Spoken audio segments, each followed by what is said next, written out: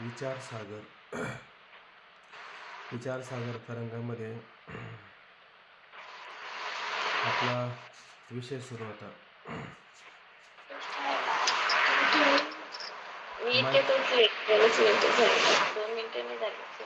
Mic बंद mic करा. बंद करा. माधुरी कोण आहे? माईक बंद करा.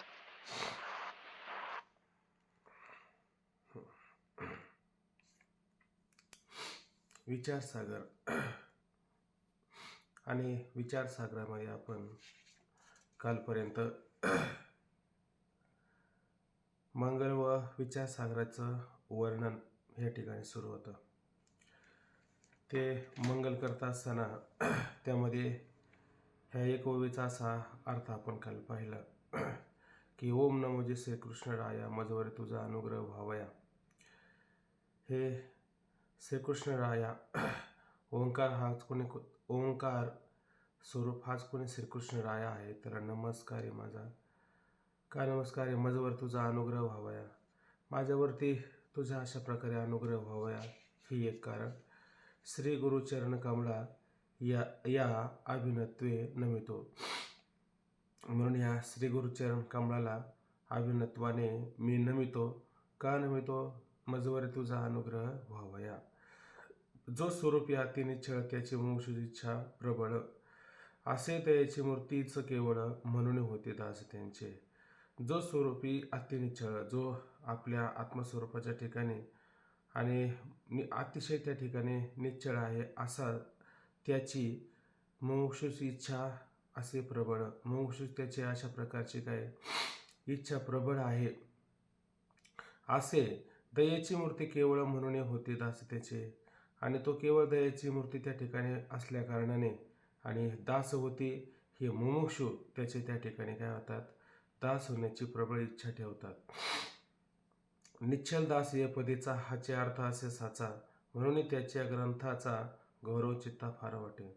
निश्चल दास या पदीचा जो स्वरूपी अति निश्चळ अशा पदीचा निश्चळ दास हाचे अर्थ असे साचा. आणि हा जो ह्या ठिकाणी अर्थ केलेला आहे तो अशा प्रकारे साचा खरा सत्य निश्चय पूर्वक आहे, म्हणून त्याच्या ग्रंथीचा गौरव चित्ता फार वाटत असे.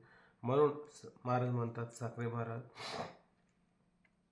महाराज म्हणतात, किंवा इथं आणखीन असं पण होऊ शकतो की हरभरे महाराज म्हणतात, पण ह्या ओव्या मुळात काय साखरे महाराजांनी केलेल्या आहेत. म्हणून त्याच्या ग्रंथीचा गौरव चित्ता फार वाटे. मग त्याच्या असणाऱ्या हा विचारसागर नावाचा ग्रंथ आहे, त्याचा मनाला फार त्या ठिकाणी काय गौरव वाटत असे, आदर वाटत आहे, फार त्याचा स्वाभिमान त्या ठिकाणी वाटत आहे. ऐसा निश्चल दास थोर पंडित विचारसागर ग्रंथी वेदांत आणला, हिंदी स्वभाषे प्रत उद्धराया जना आर्थिका. ऐसा निश्चल दास थोर पंडित, अशा प्रकारचा हा निश्चल दास म्हणजे थोर म्हणजे महान पंडित आहे. काय केलं की विचारसागर ग्रंथी वेदांत हा वेदांत जो आहे हा सारा वेदांत आणि सारे रूपाने विचारसागर ग्रंथामध्ये आणलेला आहे. आणला सो हिंदी भाषेप्रत, आणि तोच विचारसागर काय हिंदी भाषेमध्ये म्हणजे आपल्या स्वभाषेमध्ये आणला. का आणला? उद्धराया जना आर्थिका, आणि आर्थिक म्हणजे आपला परमार्थ मोक्ष, आणि अशा मोक्षप्राप्ती मिळून जगाचा उद्धार व्हावा, त्या जगाच्या उद्धाराकरता आपला हिंदी भाषेमध्ये सारा विचार आणलेला आहे. ज्याशी नाही संस्कृत ज्ञान त्याशी व्हावे ब्रह्मज्ञान, अवश्य त्या प्रक्रिये करून रचना केली ग्रंथी. ज्याशी नाही संस्कृत नाही, ज्याला आता त्या ठिकाणी मोक्ष मिळवायचा आहे, आणि मोक्ष मिळवण्याचं ज्ञान जे आहे ते संस्कृतमध्ये आहे, परंतु आता ज्याला संस्कृताचं ज्ञानच नाही, त्याशी व्हावे ब्रह्मज्ञान, आणि त्याला अशा प्रकारचं काय ब्रह्मज्ञान व्हायला पाहिजे. म्हणून काय केलं? अवश्य त्या प्रक्रिया करून. वास्तविक पाहिलं तर याला संस्कृत ज्ञान नाही, याला आता एवढ्या अधिक असणाऱ्या कठीण असणाऱ्या प्रक्रिया कळतील का? कळणार नाही. म्हणून अवश्य त्या प्रक्रिया करून रचना ज्यानं केली ग्रंथी, आणि अशा प्रकारे या ग्रंथामध्ये या सर्व आवश्यक असणाऱ्या प्रक्रियांच्या रचना या ग्रंथामध्ये म्हणजे विचारसागरामध्ये केलेली आहे. त्या हिंदी विचारसागराचे पूर्वीचं मराठी भाषांतर केले साचे, उपकार ते हरभरे यांचे मानिती सर्व जिंद्यासू. आता तो हिंदी विचारसागर ते आणि दोह्या रूपाने आहेत, आणि पूर्वीचं मराठी भाषांतर केले जायचे आणि सर्व भाषांतर झाली होती विचारसागराचे. आणि तसा विचारसागर पूर्वी मराठी भाषांतर त्या ठिकाणी केलंच होतं. हे कोण म्हणतं? साखरे महाराज. म्हणून उपकार ते हरभरे यांचे माने ते सर्व जिज्ञासू. म्हणजे ते अशा प्रकारे हरभरे शास्त्री आणि यांचे सर्व जिज्ञासू, ज्यांना हिंदी आपलं संस्कृत कळत नाही आणि मोक्षता प्राप्त करून घ्यायची जिज्ञासू वृत्ती अंतकरणामध्ये आहे, असे जिज्ञासू असणारे साधक हरभरे शास्त्रींचे उपकार म्हणतात. मीही त्या ग्रंथाचे वाचन केले बहुत कालचिंतन. जाणया प्रक्रिये लागून तो निश्चय ऐसा म्हणे झाला. मीही त्या ग्रंथाचे वाचन आणि हरभरे शास्त्रींचा जो विचारसागर होता त्याचा पुष्कळ काळापर्यंत मी चिंतन केलं.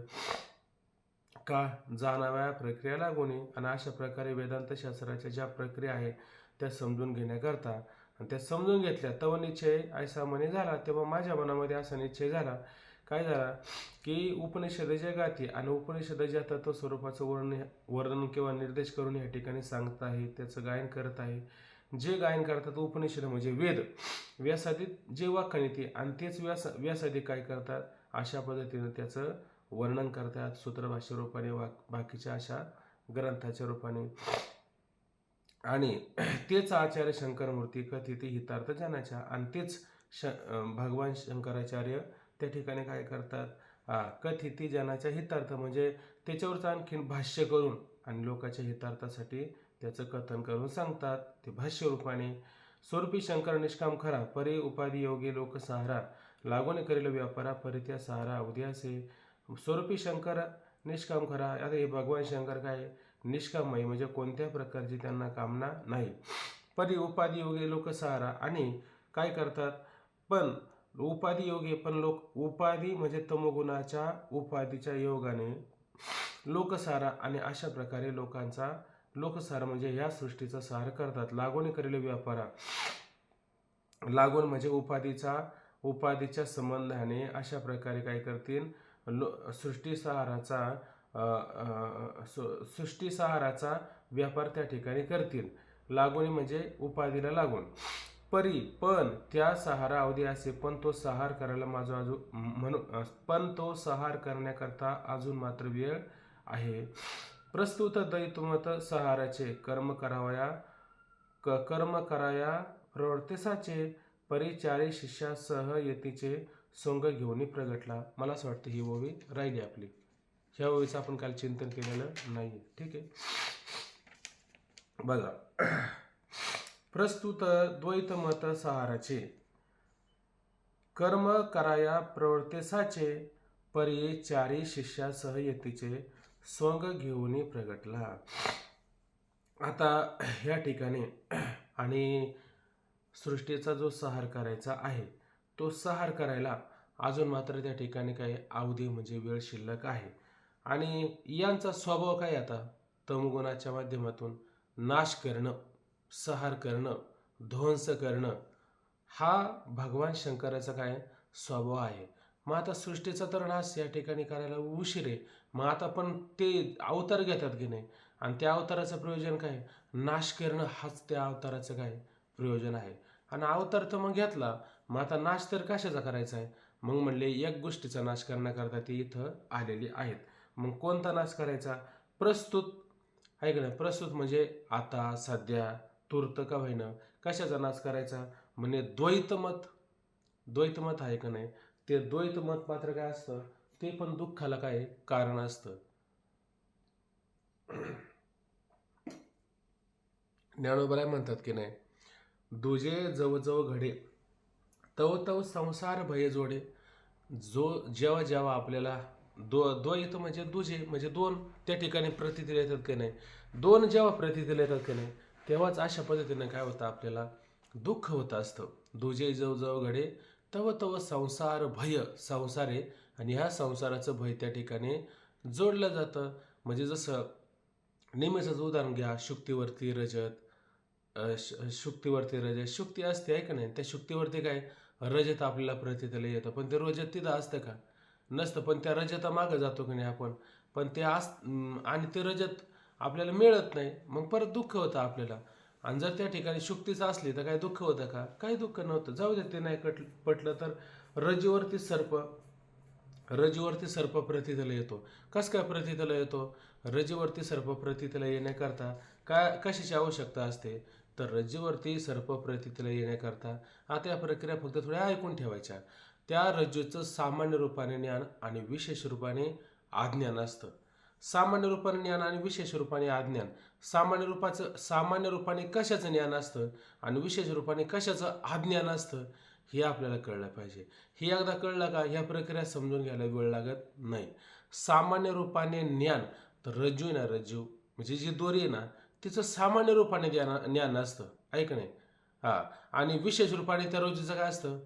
अज्ञान असतं, ऐक नाही. तिथं शब्द काय वापरला? इदम रूपाने, म्हणजे हे काहीतरी आहे, हे आहे का नाही काहीतरी, मग हे सामान्य रूपाने ज्ञान झालं. आणि हा सर्पही हे विशेष रूपाने त्याचं काय झालं? अज्ञान झालं. म्हणून अशा पद्धतीनं सामान्य रूपाने ज्ञान आणि विशेष रूपाने अज्ञान असलं की त्या अधिष्ठान पदार्थावरती आपल्याला वेगळं काहीतरी भासत असतं. म्हणून त्यावेळेस सर्प भासला. आता तो सर्प भासला, तो सुखरूप होता का दुःखरूप होता? आपल्याला तो सर्प आपल्याला दुःखरूप असतो. मग दोरी दुःखरूप आहे का आपल्याला? दोरी कशाही प्रकारे दुःखरूप होत नाही, पण सर्प मात्र अशा पद्धतीनं तो दुःखरूप होतो. आणि दुःखरूप का झाला? कारण दुजे जवळ घडे दुजे दोन दोन जेव्हा जेव्हा दिसते का नाही, तव तव संसार होई. तसंच हा संसार काय? हा संसार पण त्या अगदी सर्पाप्रमाणेच काहीतरी त्याची पण प्रमाणं आलेली आहे. म्हणून अशा पद्धतीनं दुःख होत असतं. मग हे जेव्हा दुःख जाते का नाही, तेव्हा आपल्याला सुख पण होत असतं. जसं तुकोबरा म्हणताय का नाही, दुजे खंडे तरी अवघा वर लातो हरे, आपणा बाहेर ठावे न लगे धुंडावया, इतुल्या जानवया कोडे तरी मने मना, पारधीच्या खुना जाणे तेनेची साधाव्या. देह आधी काय खरा? हा देह पण दुजापणा तयार करतो ना. देह आधी काय खरा? देह संबंधे फसारा, बुजगावने चोरा रक्षणा ते भासत असे. तो का करी जागा, नको चाचपू अवघा, आहे सतू आगा, अंगी डोळे उघडे. तू डोळे उघडून पाय, तो आहेच्या त्या ठिकाणी. पण ह्या देहाच्या उपाध्या, या सगळ्या गोष्टीमुळं काय होतं की तू असा प्रकारचा आत्मस्वरूप सच्चिदानंद रूप असून तुला मात्र तू भासत नाही, प्रतीतला येत नाही. बरं येईल तरी कसं काय प्रतीतला? बरं हा प्रतीतला येण्याचा विषय आहे का? आता जे ते उठतं, आम्हाला देव भेटला, आम्ही देव पाहिला, आम्हाला हे मिळालं, आम्हाला ते मिळालं. अरे ते कसं मिळेल नेड्यावर? ते काय मिळण्याचं स्वरूप आहे का तुमचं? कारण नियम काय केला शास्त्राने? त्याचा नियम असा असतं की जे जे ज्याचं स्वरूप असतं ते त्याला कधी विषय होईल का? जे ज्याचं स्वरूप असतं ते त्याला कधी विषयच होऊ शकत नाही. मी ती एक पंचदशी आणली होती दादांनी 3 भागामध्ये. त्याच्यात एक असा मुद्दा आला होता. त्याच्यामध्ये त्याने असं म्हटलं, नटू कितीही पटू झाला तो आपल्या खांद्यावर नाही बसू शकत.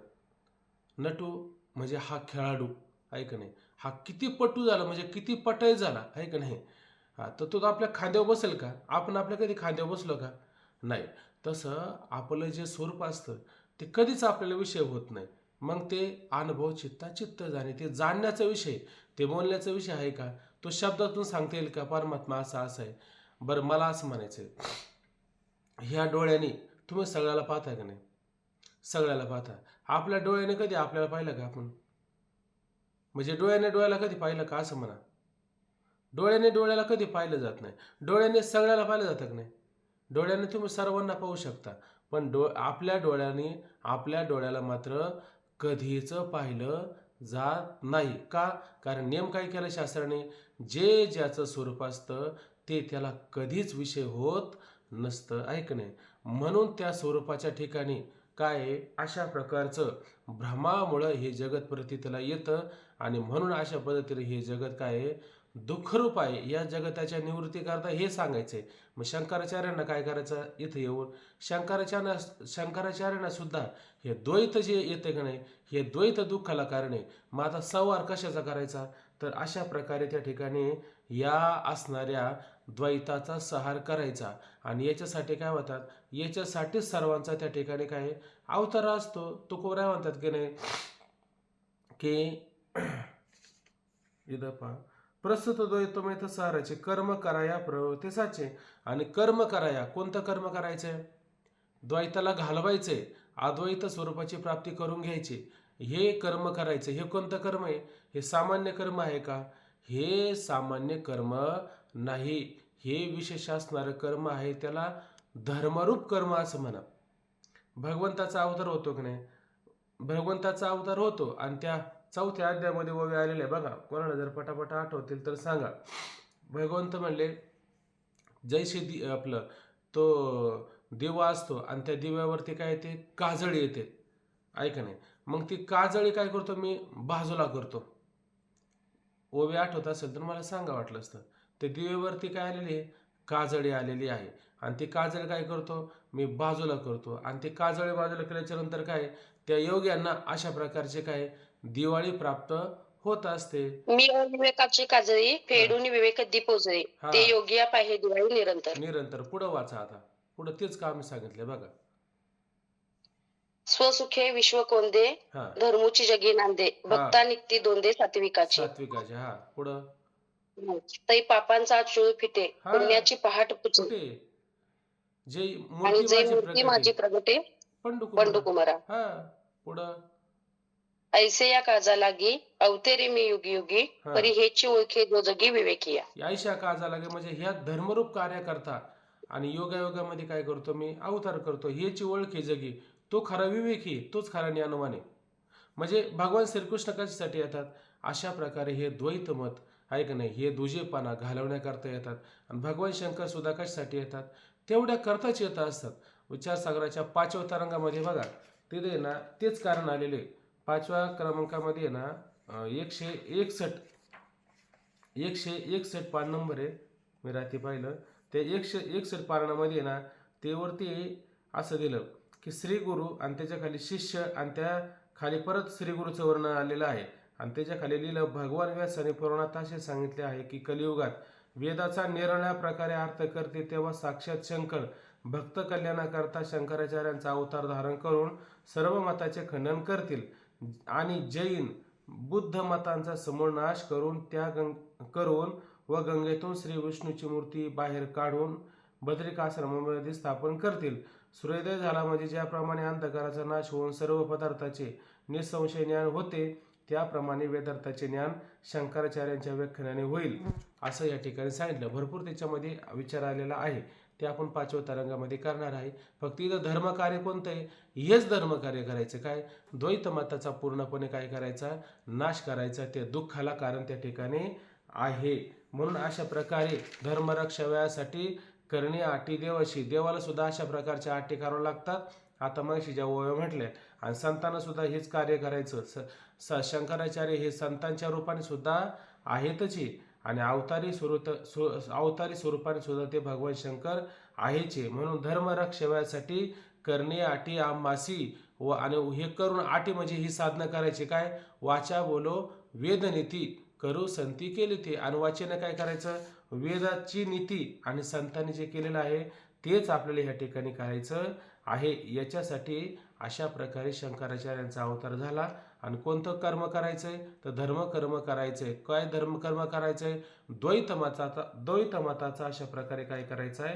नाश करायचा आहे. मग ते करण्याकरता पण चारही शिष्यासह यतीचे सोंग घेऊन प्रगटला. आणि मग अशा प्रकारे 4 प्रकारचे शिष्य आणि आपल्या बरोबर घेऊन यतीने म्हणजे यती शब्दाचा अर्थ होतो संन्याशी. या संन्याशाने आपल्या बरोबर 4 प्रकारचे शिष्य घेतले. सोंग घेऊन प्रगटला.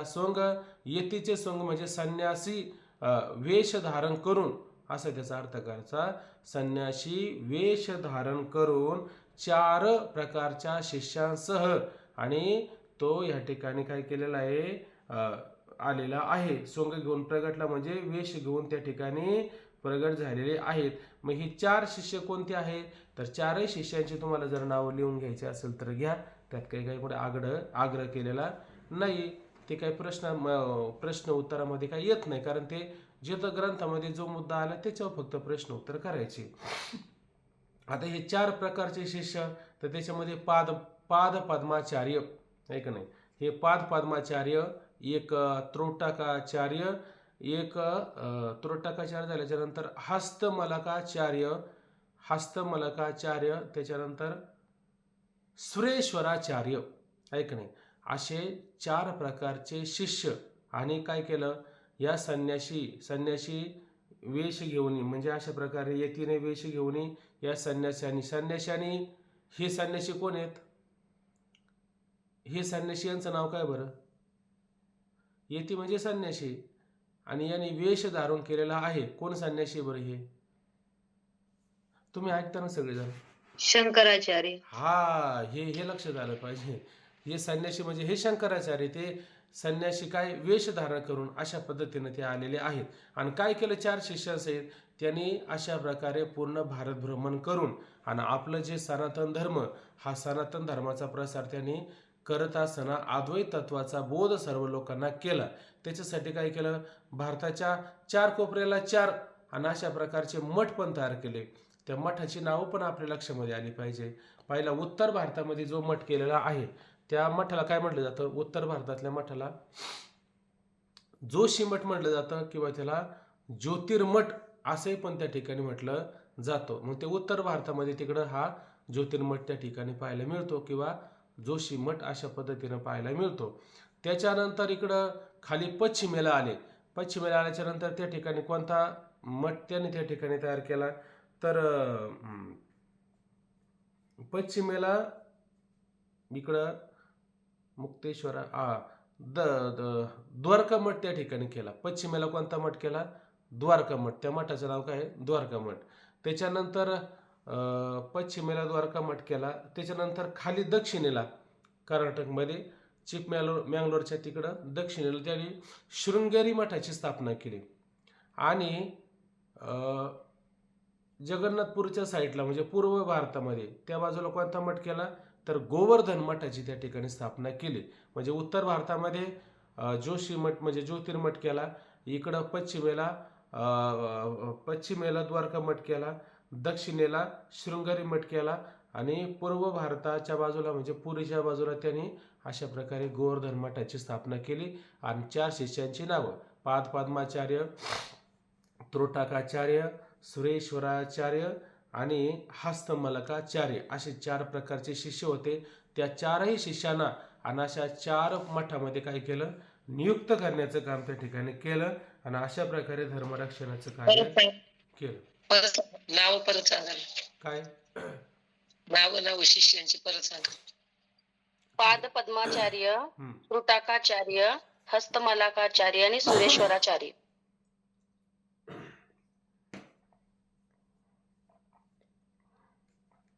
बरोबर आहे ना बा? हो, ज्यांना लिहून घ्यायची त्यांनी लिहून घ्या.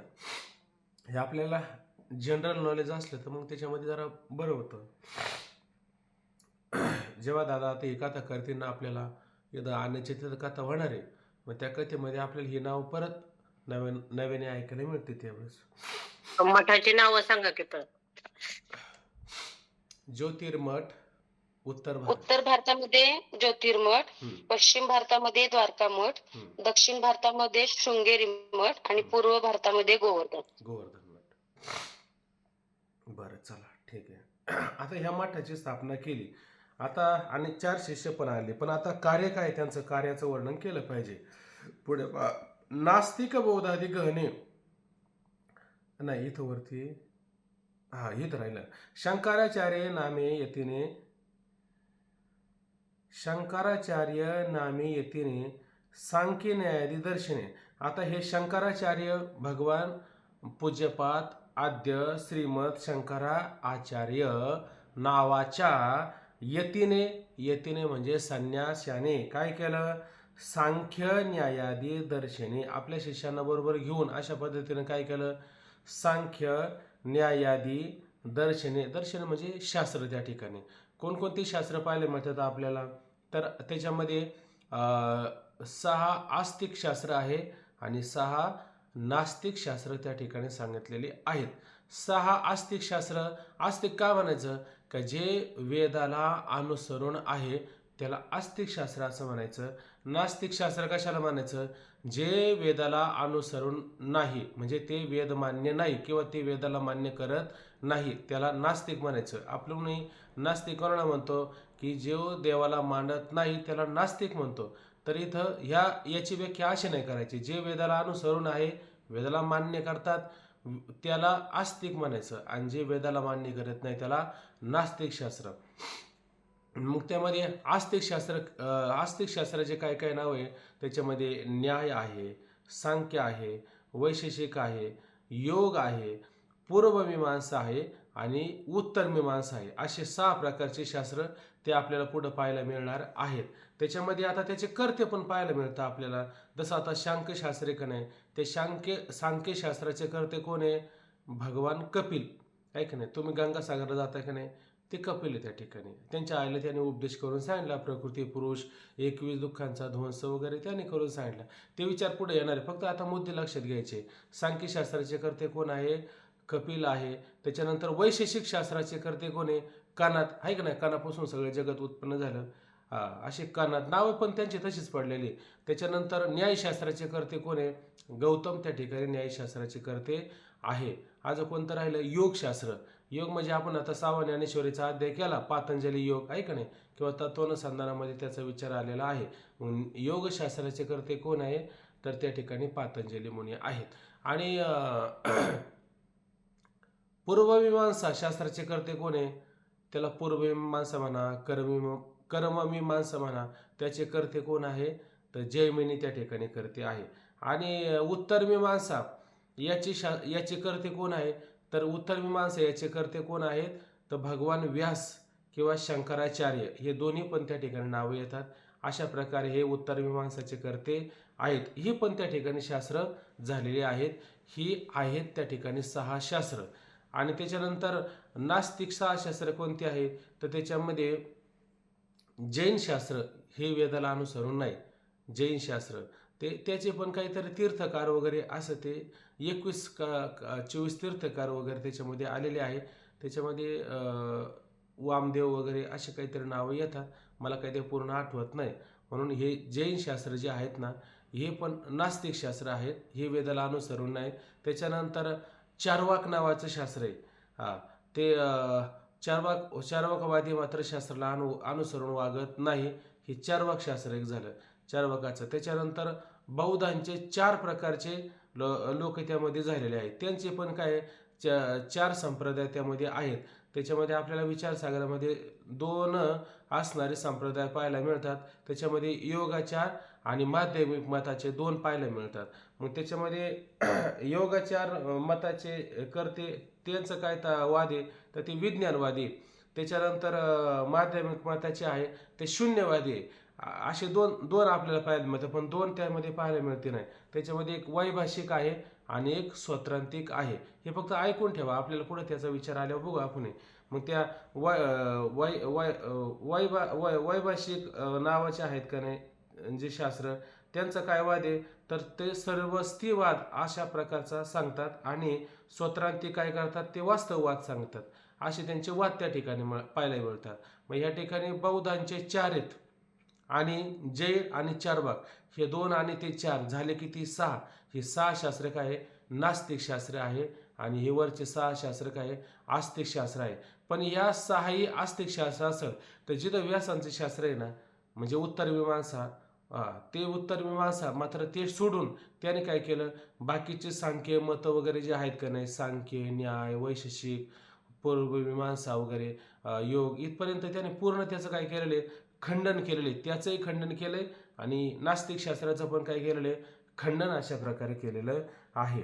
म्हणून शंकराचार्य नामे येतीने, शंकराचार्य नावाच्या येतीने संन्याशाने सांख्यादी न्यायादी दर्शने, आणि जे आस्तिक सांख्य न्यायादी आहे का नाही, या 5 पर्यंत घ्यायचं. सांख्य, न्याय, योग, वैशेषिक आणि पूर्वमीमांसा या इथपर्यंत काय करायचं? त्यांनी पूर्णतः काय केलंय? खंडन केलंय. पण तसेच नास्तिक बौद्धादी गहन, आता हे नास्तिक शास्त्र होते ना, हे नास्तिक, आता हे 6 शास्त्र तुम्हाला सांगितले, हे नास्तिक बौद्धांचे पण नास्तिक म्हणजे जैन आणि आपले जैन आणि चार्वाक हे 2 झाले. आणि बौद्धादी, मग बौद्धांचे काय 4 प्रकारचे. अशा प्रकारे ते पण काय गहन म्हणजे अशा प्रकारचे सखोल असणारे शास्त्र याचं सुद्धा काय खंडन केले सारवार्थी. आणि अशा प्रकारे काय केलं त्याचंही त्या ठिकाणी खंडन करून टाकलं. किंवा ज्ञानोबराय म्हणतात की नाही मला वाटतं बौद्ध मत संकेतू वार्तिकाचा तरी संवाद तोची दशणू जो समता शुभ्र वरणू नाही ते नाही, त्याच्या आधीच काहीतरी ओवी त्याच्यामध्ये येते.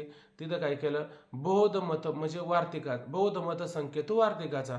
मग ते सुरेश्वराचार्य झाले की नाही हे 4 शिष्यांपैकी ते सुरेश्वराचार्य होते ना, त्याने काय केलं अशा प्रकारे हे त्या सुरेश्वराचार्य आहे ना त्यांनी वार्तिक केलं. आणि काय केलं की बौद्धांचं जे वार्तिक होतं ना त्या वार्तिकांचं यांनी काय केलं खंडन अशा प्रकारे केलं. हे ज्ञानोबराय सुद्धा आपल्याला ज्ञानेश्वरीमध्ये सांगतात बौद्ध मत संकेतो वार्तिकाचा. असं पण त्या ठिकाणी बघा तर्कतोची फरशो नित्यभेदो अंकशो वेदांत तो मारसो मोदकुमिरे एके हाती दंतो जो स्वभावता खंडितो तो बहुत मत संकेतो वार्तिकाचा. एके हाती दंतो गणपतीच्या एका हातामध्ये काय दाते आणि त्या दाताचं तात्पर्य काय तो खंडित झालेला दाते ना. तसं या ठिकाणी काय करतात हे बौद्धांचं असणारे शास्त्र जे वार्तिक आहे त्याचं खंडन करण्याचं काम अशा प्रकारे करतात. म्हणून नास्तिक बौद्ध आदी गहने खंडन केले सर्वर्थी सर्व बाजूने अशा प्रकारे काय केले खंडन त्या ठिकाणी करून टाकले. सांख्यादी मते ज्यास आज्ञात त्याशी खंडनाचे कोण कौतुक. आता हे सांख्यादी मत हे काय सरळ सरळ लक्षात येण्यासारखे आहे का. अहो खरं पाहायला गेलं ना तर मी असं ऐकलं की एक शास्त्र शिकण्याकरता किती वर्ष लागतात 12 वर्ष लागतात. बरं आता एक मत खंडन करायचं म्हणलं किती वर्ष शिकावं लागेल 12 वर्ष शिकावं लागेल. आपल्यासारखीची बुद्धी अशी असेल तर जास्त पण लागेल, पण कमीत कमी 12 वर्ष एका शास्त्राचं त्या ठिकाणी चिंतन करावं लागतं. आता टोटल शास्त्र किती झाले खरं पाहायला गेलं तर 12 शास्त्रे. मग 12 करा 12 गुणिले 12 किती वर्ष जातील शिकण्याकरता. एवढं वर्ष शिकण्याकरता आहे का नाही. म्हणजे 12 म्हणजे 120 वर्ष तर नक्की. त्याच्यापेक्षा आता 12 धरलं 12 गुणिले 12 धरलं तर मोठी संख्या होते. पण सरासरी एवढे काळ जाऊ शकतो म्हणजे आयुष्यसुद्धा पुरणार नाही. मग मला सांगा याने एक शास्त्राचं खंडन केले म्हणजे मग यांची बुद्धी किती कुशाग्र असेल बरं. डोक्यामध्ये माती शिळू होता, अंगात ताप होता, जोर होता आणि डोकं पण दुखत असायचं. म्हणजे जोवर चिंतन करत नाहीत, चिंतन चाललं का मग डोकं थांबतं. दादांसारखीच अवस्था. कीर्तन सुरू झालं किती तरच होऊ द्या कीर्तनामध्ये फ्रेश आणि कीर्तन संपलं का हे डाऊट. मग आता काय करायचं सतत तेच चिंतन करायचं. अशा प्रकारचे चिंतन करता करता म्हणजे त्याला कमी काळामध्ये अशा सगळ्या गोष्टी कळाल्या. बरोबर की नाही. मग आता याच्यासाठी फार अट्टास करावा लागतो. हे काय सहजासहजी मिळेल का सहजासहजी मिळणार नाही. म्हणून काय म्हटलं की बाबा सांख्यादी मत जे असं अज्ञात. आता हे सांख्यादी म्हणजे काय म्हणजे न्याय वैशेषिक योग सांख्यादी पूर्वमीमांसा ही मतं आहे का नाही. या मतांचं काय केलं मते ज्यास अज्ञात ज्याला मुळात माहितीच नाहीये ही मतं काय आहेत या मताचं तात्पर्य काय आहे हे ज्याला माहिती आजूक मात्र अज्ञात आहे ज्याला अजून त्याच्याविषयी काही माहितीच नाही त्याशी खंडनाचे कोण कौतुक. आणि अशा प्रकारे हे खंडन केलंय त्याचं त्याला काय कौतुक होणार आहे का. तुम्ही विचारसागर शिकता आणि विचारसागर तुम्ही बाकीच्याला जर सांगू लागले त्यांना त्याचं काय कौतुक वाटेल का. हे काय सहजासहजी येतं का डोक्यामध्ये. मला सांगा हे सगळं डोक्यावरून चाललंय का नाही. हे सगळं आता ह्या ओव्या जोवर आहे ना मला वाटतं आज उद्या ह्या ओव्या जोपर्यंत होत नाही ना तोपर्यंत हे सगळं डोक्यावरून चाललंय का नाही. या आपल्या आणि याच्यासाठी आपण अटाच करतो. आणि एखाद्याला म्हणलं ना अहो विचारसागर चाललाय जाऊ दे असू दे काय त्याला काय कौतुक त्याचं वाटणार बरं. त्याला काय कौतुक नाही त्याचं ना. तसं ह्या ठिकाणी सांख्यादी मत आणि ज्याला अज्ञातच आहे ज्याला माहितीच नाही मग त्याचं खंडन केलं आपण तर त्याचं काय कौतुक यांना त्याचं काही कौतुक नाही त्यांना काय नवल वाटणार नाही. म्हणून सांख्यादी मते जे असं अज्ञात मुळे सांख्यादी मत ज्याला अजून माहिती नाही अज्ञात आहे त्याशी खंडनाची कोण कौतुक आणि त्याचं त्याने खंडन केलंय त्याचं त्याला काय कौतुक वाटायचं. आयशे पाहून बहुत लोक निश्चलदा सदाया आली. आणि अशा प्रकारे बाबा हे शंकराचार्यांनी अशा प्रकारे ह्या सांख्यादी बाकीच्या नास्तिकांचं सगळ्याचं खंडन केलंय ऐक नाही. आणि हे त्याला कौतुक आहे कोणाला हे ज्यांना हे ग्रंथ कळतात की नाही यांना अशा प्रकारचं काही हे कौतुक आहे त्या ठिकाणी ऐक नाही. आता हे खंडन मगाशी केलं हे खंडन कोणी केलं शंकराचार्याने केलं. पण याच्यातलं पण जाणून घ्यावं लागेल ना याच्यामध्ये काय आहे आणि शंकराचार्याने काय सांगितलेलं आहे हे पण आपल्याला जाणून घ्यावं लागेल. म्हणून अशा पद्धतीनं हे कोणाला कळालं हे निश्चलदासांना कळालं. आणि मग निश्चलदासांना काय अंतःकरणामध्ये दया आली. का म्हणले बाबा तुम्ही जर अशा शास्त्रांच्या जर मागं गेलं तर काय होईल, तुमच्या पदरी काय पडेल, दुःखच पडेल. मग अशा पद्धतीनं काय केलं पाहिजे का शंकराचार्यांचं जे मत आहे ते शंकराचार्यांचं मत आपल्याला कळावं. दादांचा अट्टहास याच्यासाठीच चाललाय. कायसाठी? शंकराचार्यांची एवढी मोठी स्थापना, एवढं हे सगळं करायचं का करायचं? अहो आपलं मत कळावं ना लोकांना, शंकराचार्य कळावं, आपला धर्म कळावा, हे आपल्याला कळावं याच्यासाठीचा अट्टहास आहे. म्हणजे निश्चलदासांचं वर्णन करायला गेल्याच्या नंतर दादाला मागं ठेवायचं काही काम नाही. त्यांचं सुद्धा हेच तात्पर्य, बरोबर की नाही? त्यांच्या मनामध्ये अशा पद्धतीने काय पूर्णतः दया आलेली आहे. अशा पद्धतीनं आयशी दया येऊन मनात आदो आयसे पाहून बहुत लोक, आणि अशा प्रकारे हे पुष्कळ लोकांना पाहून निश्चलदासा दया उपजली. आणि मग अशा प्रकारे काय निश्चलदासांना त्या ठिकाणी काय अंतःकरणामध्ये दया निर्माण झाली. पुढे पहा. आयशी दया येऊनी मनात अद्वैताची प्रक्रिया चित्तात आणून विचारसागरात अवश्य तेवढी वर्णिली. आयशी दया येऊनी मनात, अशी दया कोणाच्या मनामध्ये उत्पन्न झाली सांगा? अशा प्रकारची निश्चलदासांच्या अंतःकरणामध्ये अशा प्रकारची दया उत्पन्न झाली. वरती ओवी पाहिजे, खाली घ्यायचं. आयशी दया येऊन मनात. आता ह्या लोकांना हे सगळं अज्ञात आहे. त्याला खंडनाविषयी काय कळायचं, काय खंडन केलं हे काय कळायचं, या लोकांना कळालं पाहिजे. बुडते हे जन न देखवे डोळा, येतो कळवळा म्हणून या, येतो हिताचा कळवळा, पडती हाती म्हणून काळा. हे द्वैतात जर राहिले तर काय होतील, काळाच्या हातामध्ये पडतील. यांना मात्र मुक्त होता येणार नाही. मग अशा प्रकारचे काय संतांना दया येते. अवतार घ्यावया कारण, अवतार का घेतात संत लोक, हे महात्मे, हे आचार्य, हे का अवतार घेतात? यांना काही लई हौस आहे का इकडे यायची, इथं फिरायची? यांना कसले हौस आले? पण बुडती हाती म्हणून काळा, हे सगळं जग काळाच्या हातामध्ये चाललेलं आहे. म्हणून अशा प्रकारे अंतःकरणामध्ये दया उपजली. आयशी दया येऊनी मनात, अंतःकरणात चित्तात. अद्वैताची प्रक्रिया चित्तात. आणि अद्वैताची चित्तात काय प्रक्रिया होती, कारण त्यांचा संग्रह किती होता, मोठा संग्रह होता. 27 लक्ष, 1 लाख कंठसच होते त्यांचे. अशा प्रकारे काय, आणि त्याच्यामध्ये ह्या सगळ्या प्रक्रिया आणि त्यांच्या चित्तामध्ये लक्षामध्ये मात्र पूर्वीच होत्या. आणूनी विचारसागरात अवश्य तेवढी वर्णिली. आणि अशा प्रकारे काय या प्रक्रिया पहिल्या लक्षात होत्या. आता इथं काय करायचं आपल्याला, गरजेनुसार काय सांगायचं. आता शंकराचार्य म्हणतात की नाही, पूर्ण श्लोक माहिती नाही, म्हणजे ताटीभर साठीभर एवढे ग्रंथ केले, ऐक नाही, डोंगरा एवढे ग्रंथ असू द्या. पण आम्ही काय केलं, त्या डोंगरा एवढ्या ग्रंथाचं सार काय सांगितलं, ब्रह्म सत्य जगन मिथ्या, ही प्रक्रियाची का नाही, ही प्रक्रियाच करून सांगितली. अशा अनेक प्रकारच्या प्रक्रिया मनामध्ये होत्याच त्या. आणि अशा सर्व प्रक्रिया मनामध्ये होत्या. मग आता काय केलं, त्या सर्व प्रक्रिया काय करायच्यात आपल्याला एका ठिकाणी कुठंतरी आणल्या पाहिजे. मग कुठं आणावं ह्या सगळ्या प्रक्रिया, ते जसं तुकोबरा म्हणतात की नाही, विचारा वाचून न पाहिजे समाधान, विचाराशिवाय समाधान होणार नाही. म्हणजे विचाराला फार महत्त्व त्या ठिकाणी आहे.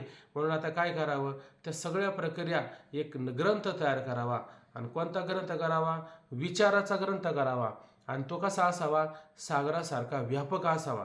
म्हणजे विचार मनुष्याच्या जीवनामध्ये असावे, पण कसे असावे, सागरासारखे व्यापक असावे, त्याच्यामध्ये कमीपणा मात्र नसावा. अशा प्रकारे या सगळ्या चित्तामध्ये प्रक्रिया वेदांताच्या होत्या.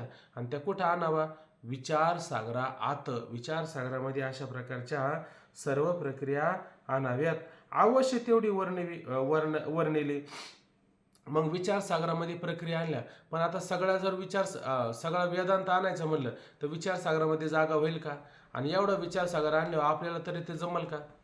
आपल्याला पण जमणार नाही. मग आता काय करायचंय, मग आवश्यक गरजेपुरतं किती, जसं आपण पाहतो की नाही, ज्ञानेश्वरीच्या 2ऱ्या अध्यायामध्ये श्लोक आहे काहीतरी, या वनर्थ उदपाने सर्वतः संप्लुतोदके तावान सर्वेषु वेदेषु ब्राह्मणस्य विजानत. म्हणजे मोठा जलाशय मिळाल्याच्या नंतर वेदांत जाणणाऱ्या ब्राह्मणाला छोट्या जलाशयाची किती गरज आहे, तेवढीच वेदांताची काही गरज आहे, अशी काहीतरी त्याच्यामध्ये वर्णन आलेलं आहे.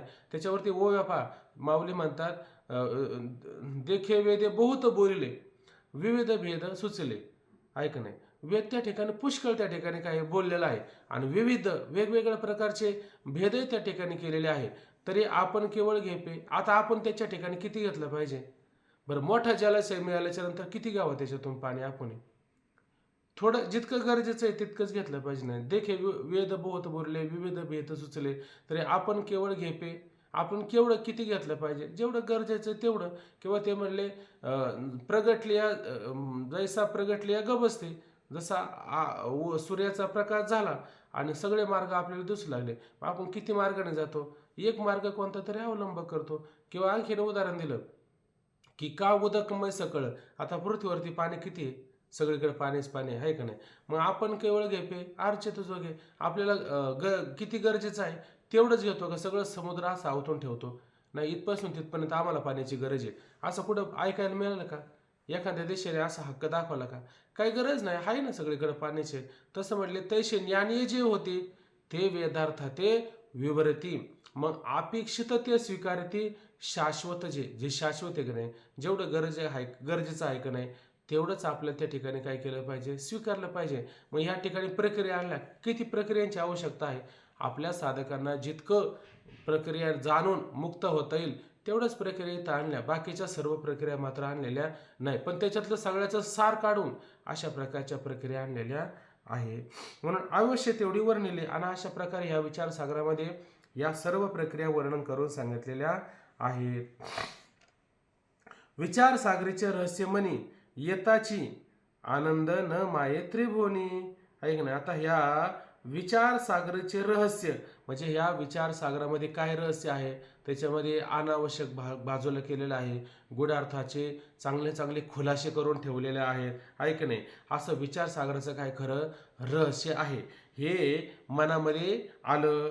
विचारसागराचे रहस्यमनी येताची, या विचारसागराचं रहस्य अशा प्रकारे मनामध्ये येताच आनंद न माये त्रिभुवनी. आणि अशा प्रकारे त्याचा आनंद हा त्रिभुवनामध्ये काय मावेना. का मावेना? कारण इतकं सारं काय विचारसागरामध्ये आलेलं आहे. म्हणजे ज्याला संस्कृत कळत नाहीये, ब्रह्मज्ञान व्हावं अशी ज्याच्या अंतःकरणामध्ये इच्छा आहे आणि त्याच्याकरता सुद्धा इथं काय झालेलं आहे? सुलभ झालेलं आहे. आहे का नाही? मग हे सुलभ झाल्याच्या नंतर काय, ज्याने निर्माण केलं त्याला किती आनंद होईल बरं? म्हणजे ज्या साधकांना आतापर्यंत हे शक्य आहे ते मात्र काय न घडे उपाय घडो आले.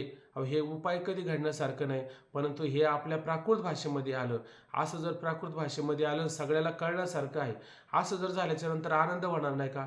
अशा प्रकारचा आनंद होऊ शकतो. म्हणून त्याने काय म्हटलं की विचारसागरीचे रहस्य म्हणजे विचारसागराचं सगळं रहस्य, तात्पर्य, अभिप्राय, सार अशा प्रकारे मनामध्ये येताच आनंद न समाय मानशी. आणि आता आनंद न माये त्रिभुवनी.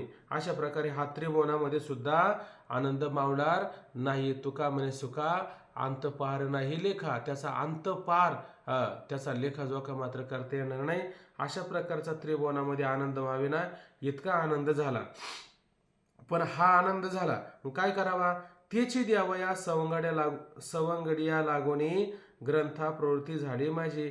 आणि तेची द्यावया काय? माझ्या आनंद. इथं नेटवर्क गेला होता का? आला आता. तेची द्यावया सवंगड्या लागून. आता मला सांगा तेच द्यायचंय, पण इथं सवंगडी कोण आहे? जसे भगवान श्रीकृष्णाचे सवंगडी पाहिले का नाही? गोपाळ, ते गोपाळ पाहिले. तसं यांचे सवंगडी कोण असेल बरं? यांची सवंगडी सांगत असताना असे कुठेतरी पारावर बसून बाकीच्या गप्पा मारणारे, निंदा करणारे हे सवंगडी असतील का? नाही. माझा उद्धार झाला पाहिजे. काय मी उद्धार पावेन, काय कृपा करेल नारायण.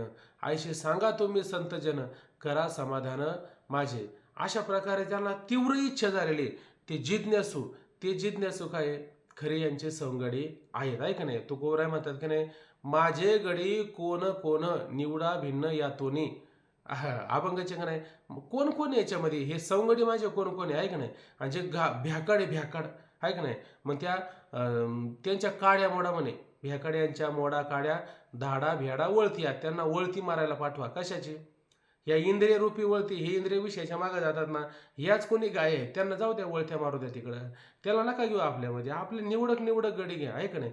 तशी तिथं जसे सवंगडी निवडले का नाही, तसं ह्या ठिकाणी काय हे सवंगडी सांगितले. पण हे कोणते सवंगडी आहेत, तर हे जिज्ञासू वृत्तीचे, आणि ज्यांना मोक्ष प्राप्त करून घ्यायचा आहे आणि ज्यांना संस्कृत कळत नाही, हे सवंगडी हे जिज्ञासू वृत्तीचे असणारे काय सवंगडी आहेत. तेची द्यावया सवंगड्या लागून येईन, तेच तत्वज्ञान. आणि अशा प्रकारे ह्या सवंगड्या म्हणजे जिज्ञासू सवंगड्या करता देण्याकरता ग्रंथा प्रवृत्ती झाली माझी. आणि अशा प्रकारे काय ग्रंथामध्ये माझी प्रवृत्ती झाली. आता ज्याने हा विचारसागर ग्रंथ लिहिला असं, कोणी लिहिला, पंडित निश्चलदास स्वामीने हा ग्रंथ लिहिला. त्याच्यानंतर आपल्या मराठी भाषेमध्ये ओव्यांच्या रूपाने कोणी केला, साखरे आपल्या हरभरे महाराजांनी केला, आणि त्याच्यानंतर साखरे महाराजांनी केला. मला सांगा, हा ग्रंथ ज्याने केला त्यांना किती आनंद झाला असेल. त्रिभुवनामध्ये सुद्धा आनंद मावणार नाही. म्हणजे हे ग्रंथ जेव्हा करायला बसतात तेव्हा त्यांना किती आनंद होत असेल. अशा प्रकारचा विशेष आनंद त्या ठिकाणी होत असतो. म्हणून ग्रंथा प्रवृत्ती झाली माझी, आणि म्हणून अशा प्रकारे हा ग्रंथ करण्याकरता माझी सुद्धा काय प्रवृत्ती त्या ठिकाणी झालेली आहे, ऐक नाही. आता पुढे पहा, मूळ ग्रंथीचे मुख्य धोरण न सोडिता रहस्य संपूर्ण. आता मूळ ग्रंथ म्हणजे आपल्या मराठी भाषेमध्ये आलेलाच होता ग्रंथ. तो काय सोडलेला आहे का? फक्त काय काढायचं त्याच्यामध्ये, फक्त दोया बाजूला करायचं, तर आपल्या प्राकृत स्वरूपामध्ये करायचंय, एवढंच फक्त करायचं साखरे महाराजांना. म्हणून काय म्हणले, मूळ ग्रंथीचे धोरण. मूळ ग्रंथाचं धोरण काय आहे, त्याचं हेतू काय आहे, त्याचं तात्पर्य काय आहे, याच्यामध्ये मात्र काही बदल करायचा नाही. ते जसं आहे तशाच प्रकारे ठेवायचा आहे. म्हणून मूळ ग्रंथीचे जे धोरण आहे, तात्पर्य आहे, न सोडिता रहस्य संपूर्ण. आणि अशा प्रकारे हे त्यातलं जे रहस्य आहे, जो गुढार्थ भाग आहे का नाही, तो गुढार्थ भाग जसा आहे तसा न सोडता, त्याचा मात्र त्याग न करता आहे तसा ठेवून करील, संपूर्ण करील गुरुकृपा आस्था मनोगत सिद्धी जाईल. आता अशा प्रकारे ह्या मूळ ग्रंथाचं तात्पर्य, हेतू, धोरण न टाकता संपूर्ण रहस्य संपूर्ण करीन, आणि त्याचं संपूर्ण रहस्य मी काय करील, वर्णन करील. कुठं करील? ह्या संपूर्ण असणारं जे विचारसागराचं रहस्य ते कुठं करील? विचारसागर रहस्य नावाच्या ग्रंथामध्ये करील. आता आपल्याकडे ग्रंथ कोणता आहे? विचारसागर आहे का विचारसागर रहस्य आहे? विचारसागर रहस्य या ग्रंथाला नावच आलं विचारसागर रहस्य. याला केवळ विचारसागर नाही, तुम्ही मोबाईलमध्ये सर्च करा, त्याच्यामध्ये विचारसागर असं नाव येतं. पण हा जो ग्रंथ आहे याला विचारसागर रहस्य असं या ठिकाणी नाव आलेलं आहे. म्हणून करील, कुठं करील? विचारसागर रहस्य नावाच्या ग्रंथामध्ये अशा प्रकारे मूळ ग्रंथातलं जे धोरण, तात्पर्य, हेतू, सार आहे ते सारं वर्णन करील. पण कुठं? विचारसागर नावाच्या ग्रंथामध्ये करील. कसं करील? काय मला पण काही आधार आहे का? म्हणले आहे ना आधार. म्हणे काय? श्री गुरु कृपा पूर्ण आस्था मनोगत सिद्धी जाय. आणि अशा प्रकारे जर ह्या ठिकाणी श्री गुरुची कृपा आणि माझ्यावर जर पूर्ण असेल, तर गुरुची कृपा जर झाली तर काय होणार नाही बरं? आता माऊली वर्णन करून सांगतात की नाही, अजून 6 नाही ना वाजले, हाय अजून वेळ ना. बरोबर, आपल्याला आज एवढं तरी बघा करून घेऊ आपण. मला जरा थोडा उठायला उशीर झाला, कीर्तनाला गेल्यामुळे जरा थोडं मागं पुढं जरा असू द्या. जसं इथं पहा, श्री गुरु कृपा पूर्ण असता मनोगत सिद्धी जाई. आता जर श्री गुरुची माझ्यावरती काय पूर्ण आलोट अशा प्रकारची जर कृपा जर असेल, तर मी घेतलेलं हे कार्य हे पूर्णत्वाला जाणार नाही का? हे सिद्धीला जाणार नाही का? जाणार आहे ना. जसं ज्ञानोबराय म्हटले का नाही, अहो आता हे गीता तत्वाला मी हात घालत आहे. बरं, गीता तत्वाला हात घालायचं म्हणजे माझ्यासारख्याने हात घालणं म्हणजे काय ते शक्य आहे का? त्या ठिकाणी उदाहरण देऊन सांगितलं की टीटी भू चाचुवरी माप सुये सागरी मी नेनोतू त्यापरी प्रवृत्ते, अशी काहीतरी उभी आलेली आहे. म्हणजे की टिटवी पाहिली का नाही? आणि ती टिटवी कशाला हात घालायला तयार झाली? चोच कुठे घातली? माप सुये सागरी, समुद्राच्या पाण्यामध्ये चोच घालते. माप काय? चोच एवढंच माप आहे. आणि का बरं माप घातली? तिला अंडे बाहेर काढायच्यात, बरोबर आहे का नाही? आणि त्याच्यासाठी तिनं प्रयत्न सुरू केलेला आहे, बरोबर आहे की नाही. माप सोय सागरे. ज्ञानोबराय काय म्हणले, मी पण तसंच अज्ञानी, मला तरी काय हे गीता तत्व काय कळणार आहे का. कारण गीता तत्व म्हणजे काय, हे अपार कैसेने कवळावे, महातेजे कवने धावळावे, गगनमुठी सुहावे, मशकू केवे. मशकू म्हणजे चिलटाने गगनमुठीमध्ये धरणं, हे काय शक्य आहे का. हे पण शक्य नाही, हे सुद्धा फार कठीण आहे. महातेज म्हणजे सूर्याला कोणी प्रकाशित करावं, हे करणं शक्य आहे का. तसं हे गीता तत्व कसे अपार, याची मर्यादा आहे का, याची मर्यादा नाही. पण मी तयार झालो, पण कसं तयार झालो, टिटवीसारखा तयार झालो, आहे की नाही. पण गुरुची कृपा जर असेल तर काय होणार नाही, सगळं होऊ शकतं. ते म्हणजे लोहाचे कणक व्हायचे, लोखंडाचं सोनं नाही होऊ शकत का. की मृत ही जीवितला आहे आणि मेलेला अमृत जिवंत करू शकत नाही का. की मृत ही जीवितला आहे. मग अशा पद्धतीनं मेलेला सुद्धा अमृत त्या ठिकाणी जिवंत करू शकतं. तसं माझ्यावरती गुरुकृपा असेल तर हे सिद्धीला का जाणार नाही, हे सिद्धीला त्या ठिकाणी जाऊ शकतं. त्याच्यामध्ये बघा ज्ञानोबरांचे काही ओव्या आहेच. यथ परियथ असे एक आधारू, तेनेचे बोले मी सद्गुरु, जे स्वानुकूळ श्री गुरु ज्ञानदेव म्हणे. यथ परियथ असे एक आधारू, एक मला आधार आहे कशाला, या गीता तत्वाला ज्या अर्थी मी हात घालत आहे, इथं मला काय परियथ असे एक आधारू, आणि तेनेची बोले मी सधरू, त्यामुळे मी काय धीर धरून अशा पद्धतीनं काय बोलत आहे. जे स्वानुकूळ श्री गुरु ज्ञानदेव म्हणे, मला श्री गुरु निवृत्तीनाथ काय स्वानुकूळ अतिशय अनुकूल आहे. मग उदाहरण देऊन सांगितलं माऊलीने, कसं तर म्हटले पहा, माझ्यासारख्याला सांगणं काय शक्य आहे का. म्हणजे एरवी तरी मी मूर्खू, जरी झाला अविवेकू, तरी संत कृपा दीपकू सोजवळ असे, हे संत कृपेचं दीप आणि करी साधका निष्पाप, आणि मला बोलण्यासारखं आहे का, तरी मी बोलायला तयार आहे. कसं उदाहरण देऊन सांगलं, ते म्हटले काय जैशी प्रगट का मुख्या ती भारती. मनुष्य जर मुख असेल आणि त्याच्या मुखावर म्हणजे वाहनीवर आणि जिवेवर, आणि जर प्रगटे सिद्ध सरस्वती, आणि जर सरस्वती जर प्रगट जर झाली तर मुख्याला वाचा नाही फुटायची का. आणि तसं आमच्या समोर कोण आहे, इथं श्रीगुरुनाथ समोर आहे का नाही. मग येथ वस्तू सामर्थ्य शक्ती नवल काय, आता ते वस्तू नाम परमात्मा आणि माझ्या समोर आहे, आणि मग मी बोलायला लागलो, याच्यात काय नवल आहे. जया ते कामधेनु माये, तया ते अप्राप्य काय आहे. ज्याला कामधेनुसारखी आई प्राप्त झाली, त्याला आकाशातला चंद्र नाही मिळायचा का, त्याला तो पण मिळेल, आहे की नाही. म्हणून मी प्रवृत्त तेथ, म्हणून माऊली म्हणतात मी प्रवृत्त झालो. तसं ह्या ठिकाणी हे प्रवृत्त झालेत कोण, दादा महाराज साखरे. हे ग्रंथ ज्याने केला की नाही त्यांचं नाव काय, दादा महाराज साखरे. हे प्रवृत्त झालेत आणि त्यांचे गुरु कोण आहे, नारायण महाराज. त्याला नाव असेल तो पण नाना महाराज साखरे, पण त्यांचं नाव काय आहे, नारायण महाराज. ओव्या आहे पुढं त्या. म्हणून अशा पद्धतीनं हे काय म्हणतात, मी सुद्धा विचारसागर ग्रंथ करण्याला त्या ठिकाणी प्रवृत्त झालेलो आहे. पण मला काय गुरुकृपा जर माझ्यावर त्या ठिकाणी असेल तर हे विचारसागराचं घेतलेलं कार्य हे अशा प्रकारे काय पूर्णत्वाला जाईल, असं दादा महाराज साखरे ह्या ठिकाणी सांगत आहे. पुढे पहा,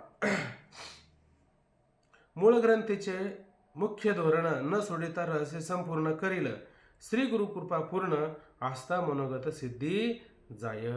हरभरे यांचे मराठी ग्रंथी दोह्या जाग्या ओव्या असती, रहस्य सांगायवा प्रती आवश्यकता त्याची भाषेना. बघा आता साखरे महाराज म्हणतात आम्ही ग्रंथ करायला तयार झालेलो आहे, पण कसे हरभरे यांचे मराठी ग्रंथ, आम्ही कोणत्या ग्रंथावरती ग्रंथ करणार आहे, तर विचारसागर नावाच्या ग्रंथावरती ग्रंथ करणार आहे. आणि तो कसा आहे, आमच्या स्वभाषेमध्ये आहे, म्हणजे मराठी भाषेमध्ये ग्रंथ आहे. फक्त काय त्या ठिकाणी त्या ग्रंथात ओव्या त्या ठिकाणी आहेत, त्याने दोह्याला बाजूला केलेत आणि त्याने अशा पद्धतीनं ओव्या केल्यात, आहे का नाही. म्हणून अशा पद्धतीनं हरभरे यांचे मराठी ग्रंथ, अशा पद्धतीनं तो मराठी ग्रंथ पूर्वीच झालेला आहे. काय त्याच्यामध्ये दोह्या जाग्या ओव्या असती आणि दोह्याच्या ठिकाणी फक्त काय ओव्या त्या ठिकाणी आहेत. म्हणून रहस्य सांगाव्याप्रती आवश्यकता भासेना, आणि त्यातलं आता आम्हाला काय करायचंय, रहस्य सांगायचं आहे. आणि ते सांगण्याकरता आता आम्हाला आवश्यकता भासेना. कोणती आवश्यकता भासेना, हा प्रश्नच आहे का नाही. कोणती आवश्यकता भासेना म्हणजे काही काही गोष्टी आपल्याला जर करायच्या असतील, त्याच्यामध्ये वेगवेगळ्या जर प्रक्रिया शोधायच्या असतील, बाकीचे ग्रंथ पाहावं लागतील ना आपल्याला. दशोपनिषद पाहावं लागेल, ब्रह्मसूत्र पाहावं लागेल, भगवद्गीता पाहावं लागेल, हे सगळं रहस्य शोधावं लागेल का नाही. पण आम्हाला ते शोधण्याची काही गरज आहे का, दुसरीकडे विवरण करायला विचारावं लागेल का, भामतीकाराला विचारावं लागेल का? अद्वैत सिद्धीवाल्याला विचारावं लागेल का? बाकीचं कोणाला विचारायची गरज आहे का? अजिबात नाही. आणि पंडित निश्चलदास स्वामींना विचारावं लागेल का? नाही. हे सगळं तयार आहे. म्हणजे आम्हाला बाकीचं कुणाला विचारण्याची आवश्यकता आहे का? आवश्यकता भासेना. कोणाला विचारायची आवश्यकता भासेना. फक्त काय त्याचंच फक्त काय करायचंय, आपल्या मराठी स्वरूपामध्ये, प्राकृत स्वरूपामध्ये, गद्य स्वरूपामध्ये अशा प्रकारे काय करायचंय, फक्त लिहून काढायचं आहे, त्याचं वर्णन करून सांगायचं आहे. एवढंच या ठिकाणी करायचं आहे. म्हणून हरभरे यांचे मराठी ग्रंथ, हरभरे शास्त्रींचा पूर्वीचा आपला असणारा मराठी ग्रंथ आहे. त्याच्यामध्ये फक्त ओव्या, दोह्या जागी ओव्या असते, फक्त दोहे बाजूला करून त्या ठिकाणी ओव्या निर्माण करून ठेवलेल्या आहे. म्हणून रहस्य सांगाव्याप्रती आणि त्या ग्रंथाचं अशा प्रकारचं जे रहस्य सांगण्याकरता आवश्यकता त्याची भाषेना, आणि त्या बाकीच्या आता मला ग्रंथाची बाकीच्या प्रक्रियांची काय कुठं शोधाशोध करण्याची आवश्यकता मात्र भासत नाही. म्हणून मोकळेची बोले ना आता सकोल, संती अवधानाची ओल द्यावी मज. म्हणून आता ह्या ठिकाणी काय म्हणतात, मोकळीची, म्हणून मोकळेची बोलेन. आता बघा, एखादी ओवी सांगायची म्हणलं, त्या ओवीचा बरोबर संगतवार काही शब्द मागं पुढं सांगायचे म्हटलं तर मग माणसाला गुंतल्यासारखं होतं ना. नक्की काय म्हटलं असं मला तर मगाशी बोलताना काय झालं, ते शब्द मला आठवणे म्हणजे गुतागुती झाली का नाही.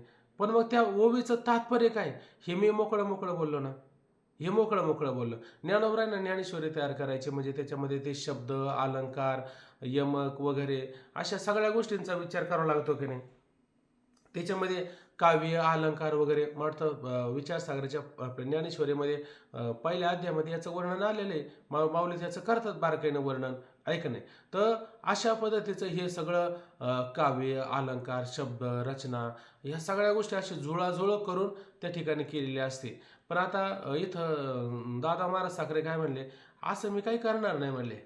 मी काय करणार आहे, एकदम मोकळं म्हणजे सगळ्याला कळलं. आता जर आता त्या ठिकाणी हरभरे शास्त्रींनी ओव्या केल्याच होत्या ना, आणि त्याच्यावर जर यांनी ओव्या केल्या असत्या, त्याला काही महत्त्व राहिलं असतं का? मग आपण म्हणलं असतं यांचा घेण्यापेक्षा त्यांचा ग्रंथ घ्या, हे झालं असतं ना, हे झालं असतं.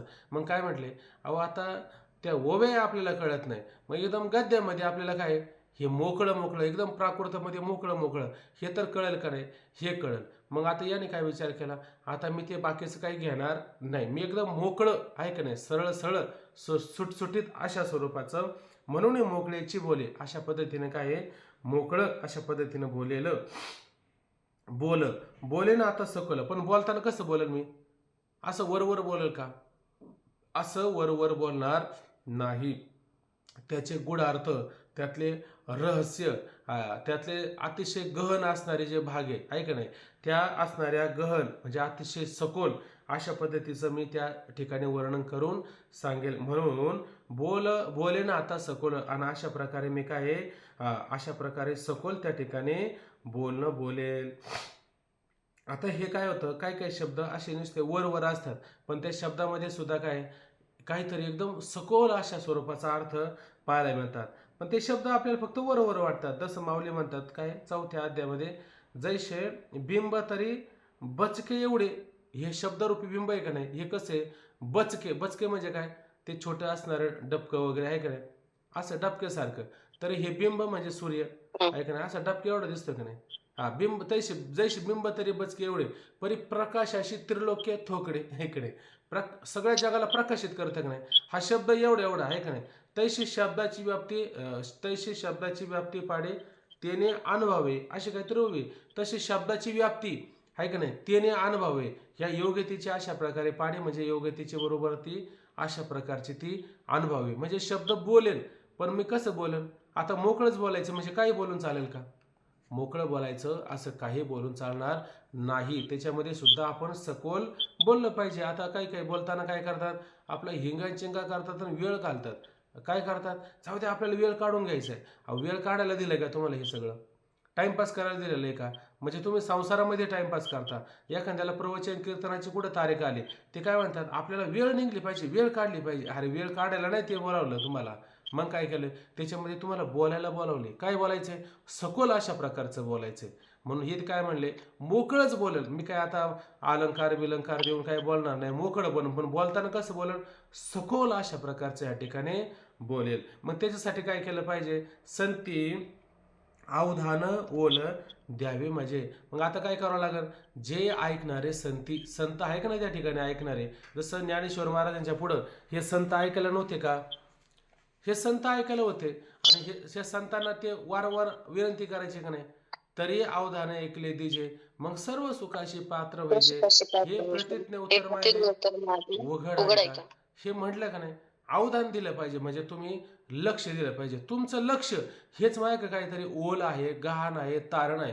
ओल शब्दाने काय घ्यायचं, ओल शब्दाने जसं आपण एखाद्या बँकेत पतपेढीत काहीतरी सावकाराकडे गेलो, ते म्हणतात तुम्ही आमच्याकडे, तुम्हाला आम्ही देतो, पण आमच्याकडे तारण काय तुम्हाला द्यायला.